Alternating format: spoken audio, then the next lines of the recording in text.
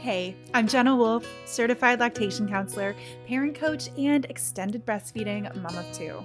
I fully understand the unique challenges of breastfeeding beyond the baby days, and I'm here to take your hand and support you along your journey. So toss that hair in a messy bun, grab a basket of laundry to fold, and let's get started. This is Start to Stop Toddler Breastfeeding. Today, I'm talking about breastfeeding goals, and I'm excited to talk about this topic. I'm going to continue with the behind the scenes bonus episode feel for this episode, talking about my experience with breastfeeding goals personally as well as professionally with my clients.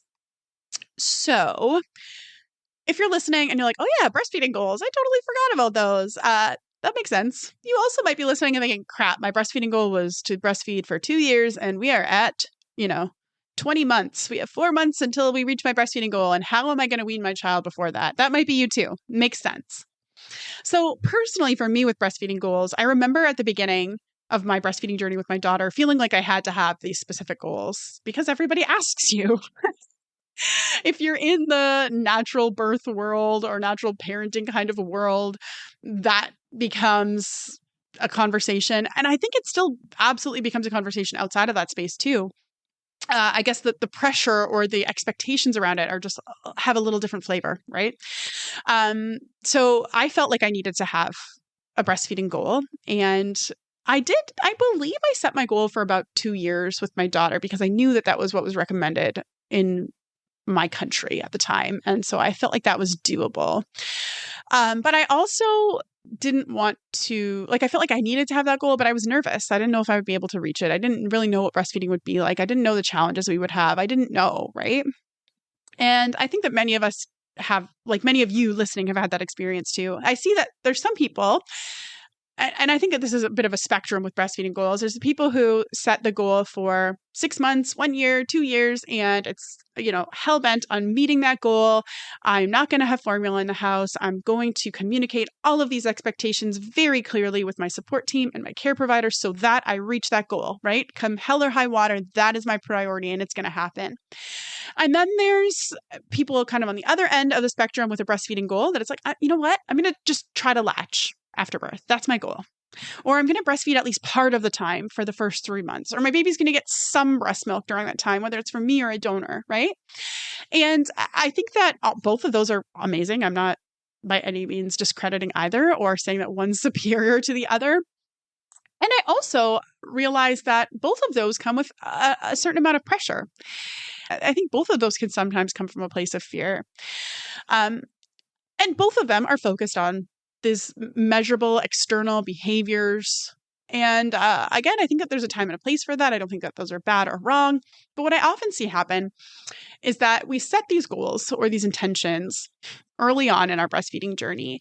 And then reality with a baby happens, right? And things don't feel the same as they felt before. And that doesn't necessarily mean that you're not going to continue breastfeeding. But there's often like this kind of restrictive concept like around goals when we're talking about it on this personal level that can feel like a bit of a squeeze at times. And there can be growth in that squeeze, don't get me wrong. And sometimes we come out on the other side of that with a whole new perspective. And it was really important to kind of go through that process. And I think that that's what I did. I started with these specific goals and then things, shifted and changed. I mean, my daughter wasn't even 3 when the pandemic hit and my son was 5 months when, our first lockdown. And that totally shifted the things I had, the ideas I had around breastfeeding. It was scary, right? I didn't know what was going to happen. And I had never purchased formula because I didn't need it, but I did buy formula around that time because there were shortages and I wanted to just have something in the house in case for whatever reason I wouldn't be there to breastfeed my son who was 5 months old, right? So maybe many of you listening aren't breastfeeding. You'd have to be breastfeeding a child who was, 4 years old at this point in order to have had that experience. But many of you probably gave birth during the pandemic, right? So yeah, I think that is a valid kind of like piece that we're bringing, context that we're bringing to a conversation around breastfeeding goals. But for me, I had this shift from these external kind of measurable behavior oriented, like what's the actions that I'm taking how much physical volume of milk is my child getting, to a different kind of priority, right? The one is this breastfeeding's the priority. And then, it has to look like this, or that's how I'm going to measure it, to a more values-based priority. It's actually not really about the breastfeeding. It's about getting my needs met and getting my kids' needs met moment by moment. So I do think that approach, the values-based approach, can result in a breastfeeding, like a length of time in breastfeeding that feels really great for both of you, but it's actually not focused on that length of time at all. So that was my experience, and I shared more kind of about that perspective 2 weeks ago when I talked about my kind of day-to-day life breastfeeding my 4-year-old. But I want to offer that to you as an alternative to breastfeeding goals. And I know that can get messy when you're hitting your original goal or hitting the goal that you maybe have revamped and come up with again. And this need to have that goal.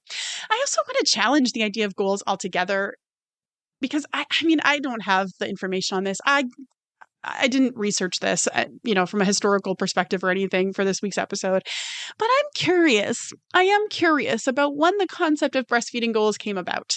Why did we start to feel the need to measure the length of time that we were breastfeeding for and feel like we have to hit that mark and feel like we have to have an answer for that? It's curious to me. It feels like a very modern thing. So I don't know, but I want to posit that because it's interesting. And if you think that that's not a valid way to consider things, I'm curious about that too. And I'd love for you to shoot me an email. Let me know. I love these conversations. So, yeah. And so I do think that it's kind of this modern problem that we wrestle with things around the length of time we're breastfeeding and whether or not it's time to wean or not. When we take that needs approach, you're going to feel okay because your needs are being met and your child's needs are being met. And the length of time, again, doesn't really matter that much anymore. So with that, I've noticed the shift for myself. And I think that many of us have this shift throughout our breastfeeding journey. And I imagine that many of you can relate to this, that experience of like, okay, I have to have the goal. And then it becomes more about like, oh, the length of time doesn't matter that much, like actually what that time is. And I think that there's also a shift that I've noticed happen on a breastfeeding goal as far as the changes that you want to make. So I used to see many people come to me that were very specific, and I still do absolutely see this. And so if you've reached out to me recently with this kind of thought, or this is the thing that you're thinking about as you're listening to this podcast episode, it makes sense. You're good. But I used to see everyone come to me with a very specific goal of, I need to wean. That is my goal. Or I need to night wean. That is my goal. And so that would be the thing that they would be looking for me for support with. They'd want my help with. They'd want to figure out a very concrete plan for and come up with that plan. And what I've noticed a shift towards is a lot of people reach out to me for support or come into Own Your Breastfeeding Story or show up for a workshop or send me an email looking for something else. They're looking for clarity.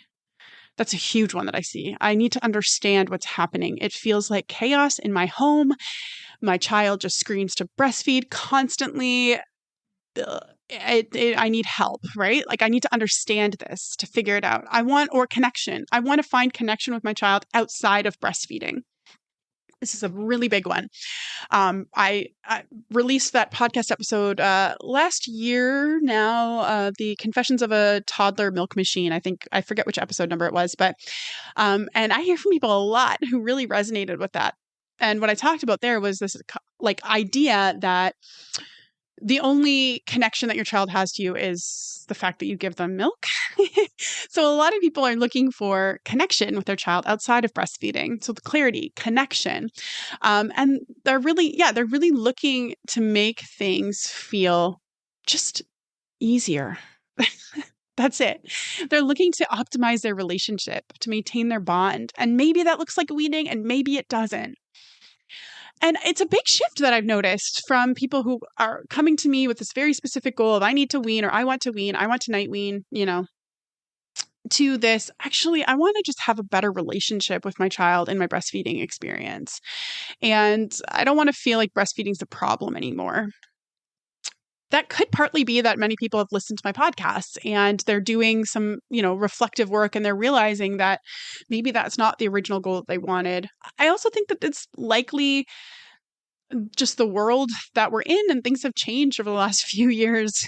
Very much so, right? I talked about COVID already, that kind of stuff. These things happen. And so I think we're in a different place as a society too. I think that that's a totally valid explanation for that. But I really wanted to share that with you today, because I think that it can offer the clarity that many of you are looking for. And especially when we're kind of conditioned around the idea of breastfeeding goals, and people in our lives may or may not agree with our goals, or they agreed with our original goal and thought it was amazing and they're all there for us when our goal was 6 months. But then when it becomes 2 years, they're like, sayonara.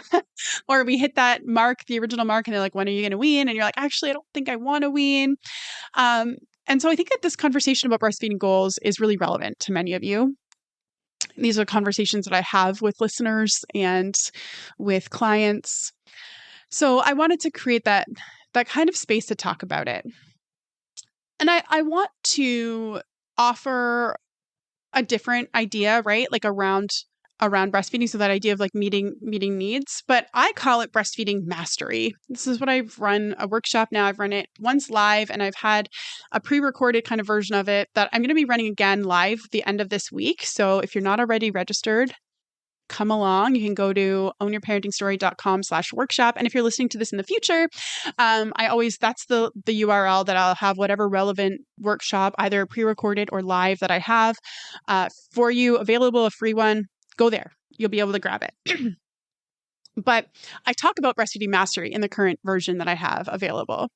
And that is what I think is actually the goal for many people. Breastfeeding mastery, to feel like you got this, to feel like this is a skill that I've honed and I feel confident in, and I have clarity around, and I know how to navigate. I know what those next steps are going to be. And I have trust. I have trust in myself and trust in my child that no matter what happens and what comes, we got this. We can work this out. We can work this through. And I think that there's a journey to get there. That is what I share in the workshop. And what I would even argue that all of my supports for every client is getting you to that level of breastfeeding mastery, because that level of breastfeeding mastery, it's not just about the latch. It's not just about that kind of stuff. It's about the confidence to navigate each moment, whether that's your child screaming and pulling your shirt to breastfeed, or your child not breastfeeding when you would have loved for them to breastfeed, and now there's a grief that's there. Or maybe breastfeeding can't happen for whatever reason, and there's a grief that's there. But you have this confidence to navigate that. And I do think that that is really relational and ends up allowing and building those skills for the lifetime. And that's what I've seen. I talked about this last week when I talked about mental health and nursing aversion and anxiety, how those skills from breastfeeding mastery that I've honed over the last 6.5 years of breastfeeding have translated into skills that I have used over this last year of health issues for myself. Like I was honing them, especially around nursing aversion. And now I'm able to use them to support myself and my kids in this past season of like harder times because of my own physical health issues. So breastfeeding mastery, again, I do think that it's this confidence, it's this clarity, it's this connection that you can have with your child. And that is the thing that you need to wean. That is the thing that you need to keep going. That is a thing that you need to get through whatever life throws your way, and however big the struggles end up being at any point. So I wish I had something a little bit more concrete to leave you with today. But as this is the behind the scenes series, I think that even just that pulling back the curtain to explore that concept with you, I hope it's brought value to you. But if there was something concrete that I was going to leave with you today, it would be, what is your goal? Is your goal around like this behavior and an action, and what actions are taking place or aren't taking place? Or is it around your needs? Is it around feeling that clarity and that connection and that confidence in your breastfeeding journey? that might be worth a little journal session. That might be worth taking some time to talk about with a friend who you trust. I'm really excited to hang out with all of you on Friday. Come along, ownyourparentingstory.com/workshop and save your spot. It's free. I will absolutely be doing an extra extended Q&A afterwards for some on-the-spot coaching. Super excited for that. And I will see you all there on Friday. If you loved this episode, make sure you hit that subscribe button so that you don't miss any episodes in the future. Also, check out my breastfeeding toddler communication guide and cheat sheet to learn how to say no to the feed while still saying yes to the need at www.ownyourparentingstory.com/guide. And that concludes another episode of Start to Stop Toddler Breastfeeding. The theme song is Little Balloon by Jenny and Tyler, and it has been a pleasure to share this time with you. I'll catch you in the next episode.